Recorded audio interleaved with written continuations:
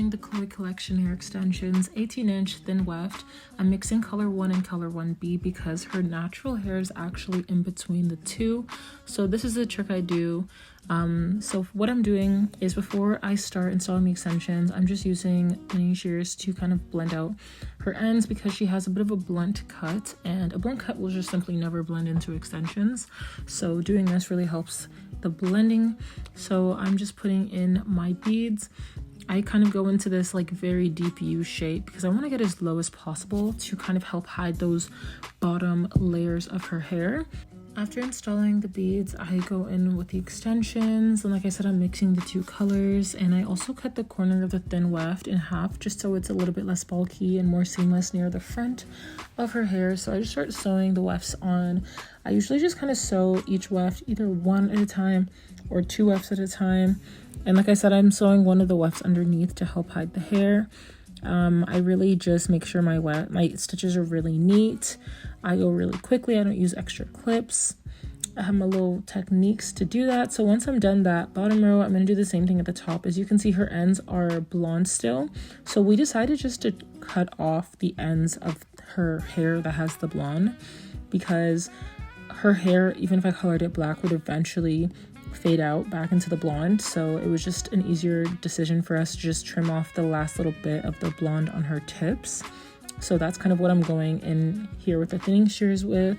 I'm really just trying to like get rid of any extra blonde, and I'm just going to repeat the process again on the second row. We're only doing 2 rows for her. She's been coming for a long time. She prefers 2 rows.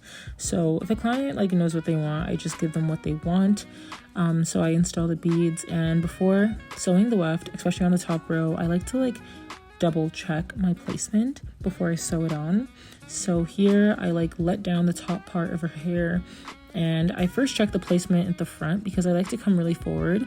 So I'm kind of like pulling the hair back, making sure it can go into a ponytail, making sure it doesn't show from the front. So this step is honestly so smart because that way I never really have oopsies where it's like at the end I'm like, oh shoot, the extension's right there.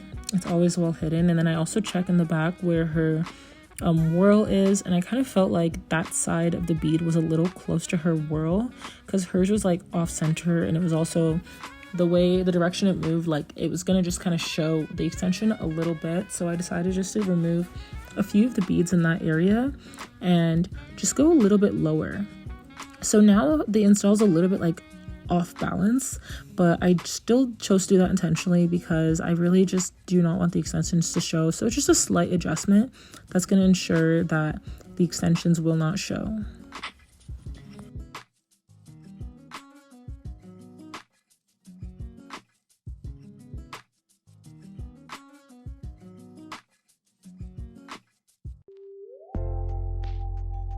Now I'm happy with the extensions, and I'm gonna go in with more blending. So as you can see, like I said, she had a really sharp bob, so I have to thin out all those ends, and I'm also intentionally removing the blonde pieces. We discussed this before I started cutting.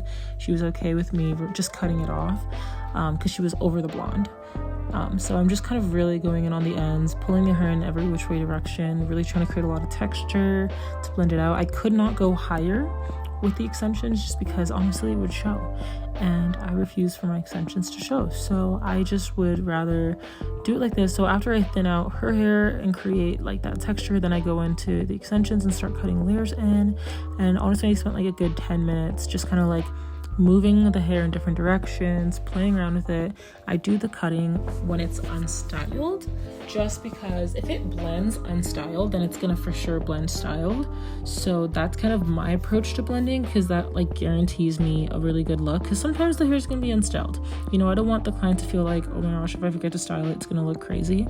So once it's unstyled, I go in with a straightener and see how it looks straight, go in with any other blending needed, and then I go in with the curls, and extensions always look good curls.